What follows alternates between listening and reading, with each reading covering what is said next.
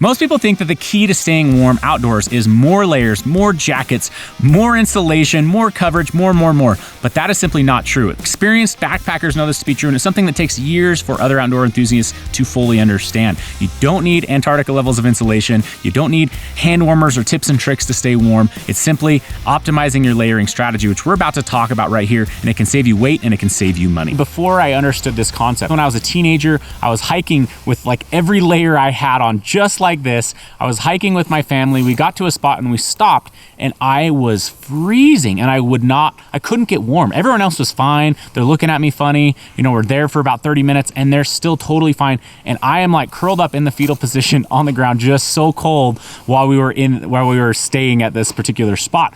And I couldn't understand what happened. And I didn't really understand that for years down the road, because later I was hiking in Colorado, and I hiked into an area on a snowy morning. I got into the area and we stopped, and I got really, really cold. And I was sitting there thinking, why am I so cold? Why am I so cold? And I realized, I think I got a little bit sweaty underneath my layers and I didn't realize it. And so instead of adding another layer that I had on top, I actually took a layer off of my body and I got rid of it because it was moist, and I put a different layer that I had on top of that. Now, when I did that, I instantly started to warm up, and that's really what drove the point home for me.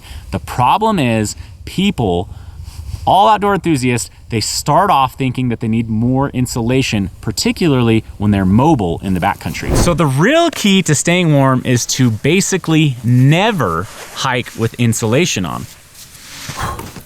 But now I'm down to my base layer, and no one wants to be hiking like this because that can be really, really cold. Heck, the whole point of a base layer is to manage the moisture, so it's going to feel cold as it's evaporating off. This doesn't feel like a great solution either. So what is the answer? Let me grab it. Either one of these two pieces is the answer. I have a windbreaker right here, and I've got our Tusher rain jacket right here. Both of these will do a very good job at stopping wind or air motion on your body. You see, the real culprit here is not that you need insulation to stay warm when you're being active, but rather you need to stop the wind from stealing your heat. As that wind comes through, penetrates through any of your layers, it's going to just rip the heat away from you. But you don't need to, you're generating enough heat that it's not so much about keeping the heat with you with insulation, but rather just keeping it from getting stolen away from you. So by using these, you can help retain that heat. Now, I have a situation that just recently happened to me. I decided to make a push 2 hours after dark to get to a different campsite. It was very cold. It had hailed that day, and it was about 30 degrees out. In fact, I was getting very frustrated as I was hiking because my own breath was blowing right back into my face and making it so I was having a tough time seeing as I was hiking. But very, very cold conditions. And all I was hiking in were these two layers. I had our Tern wool base layer on, and I had a Tusher rain jacket on. Now, while I'm hiking, I'm generating a lot of heat from my body, and all I need to do is make sure it's not getting stolen from me too quickly. When I get to camp, and again, I was very comfortable during this hike, even in low 30-degree temperatures, I can simply take this rain jacket back off.